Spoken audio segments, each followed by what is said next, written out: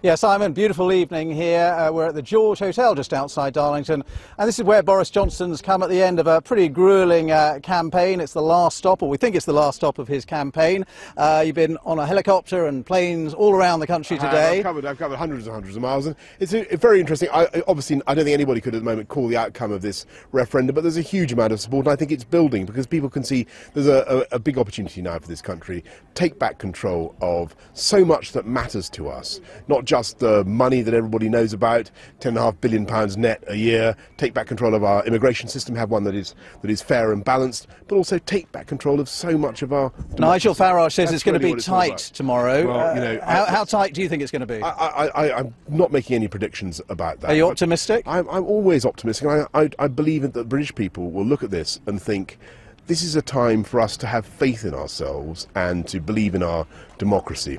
Your successor as London Mayor said it's been Project Hate on the Vote Leave side. What do you think of that? I totally disagree with that. I think we've been unrelentingly optimistic about what our country can achieve if we believe in ourselves and we believe in our great democratic institutions. I think, on the other hand, I would say that it's been the Remain campaign that has been unremittingly negative about our country, running us down, rubbishing our economy and our potential to do brilliantly outside the EU. Or that's been their recent line. Actually, of course, a few months ago, before Project Fear kicked in, they were much sunnier about it. But there's one point I want to make for everybody who is thinking about which way to go, and I know there will be people tonight who are thinking, yes, I want to leave, but perhaps we'd be better off waiting and fighting for change from within, because they ought to know about what Jean-Claude Juncker, the President of the European Commission, has said about the prospects of renegotiation. If you forgive me, I'm going to tell you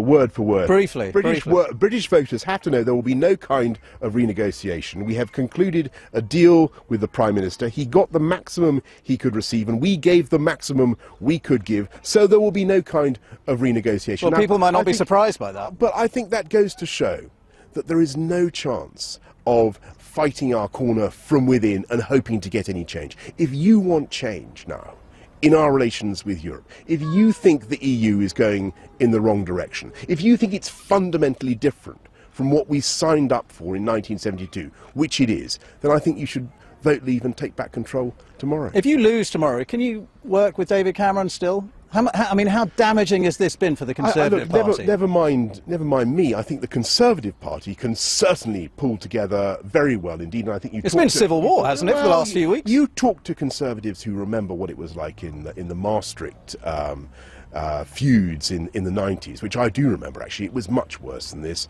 Everybody's got plenty of friends who are Leavers or Remainers, and I'm sure everybody will. Look, there is an agenda for us, our Conservative Party, to deliver one nation Conservative government, to get on with better schools, hospitals, better infrastructure, in order to deliver a dynamic, wealth-creating economy. That's what one nation conservatism is all about, and we're going to go on and do that. You can still be friends with David Cameron after all of this? The Conservative Party, I have no doubt at all, will be a nest of singing birds once this whole thing is out of the way.